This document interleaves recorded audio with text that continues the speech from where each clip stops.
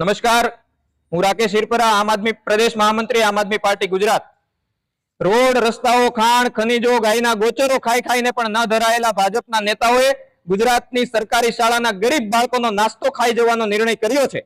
મધ્યાહન ભોજન યોજના, જેનું નામ બદલીને પબ્લિસિટી માટે પીએમ પોષણ યોજના કરવામાં આવ્યું। સરકાર એમાંથી પોષણની બાદબાકી કરવા જઈ રહી છે। એટલે કે આવતીકાલથી ગુજરાતની સરકારી શાળાઓમાં જે બાળકોને એક વખતનું ભોજન અને એક વખતનો નાસ્તો આપવામાં આવતો હતો, એમાંથી એક વખતનો નાસ્તો નહીં આપવામાં આવે। ભાજપના નેતાઓ એવો કુતર કાપી રહ્યા છે કે અમે પૈસા બચાવવા માટે અને સારો વહીવટ કરવા માટે આ નિર્ણય લીધો છે। એક તરફ ભ્રષ્ટાચાર અને ગેરવહીવટમાં દર વર્ષે કરોડો અબજો રૂપિયાનો વેડફાય છે, તો એમાંથી પૈસા બચાવવાની ભાન નથી પડતી અને ગરીબ બાળકોના થાળીમાં હાથ નાખવાનો જે નિર્ણય કર્યો છે, અમે આમ આદમી પાર્ટી એનો વિરોધ કરીએ છીએ। આજે તમામ છાપાઓમાં કરોડોના ખર્ચે જાહેરાત આપી છે કે અમે આટલું મોટું પોષણમાં કામ કર્યું। આ જાહેરાતોમાંથી પૈસા બચાવી અને બાળકોના ભોજન માટે વાપરવામાં આવે અને જે ગેરવહીવટ અને ભ્રષ્ટાચારો છે એમાં કાપ મૂકવામાં આવે, બાળકોના નાસ્તામાં કાપ ન મૂકવામાં આવે, એવી અમારી માંગણી છે।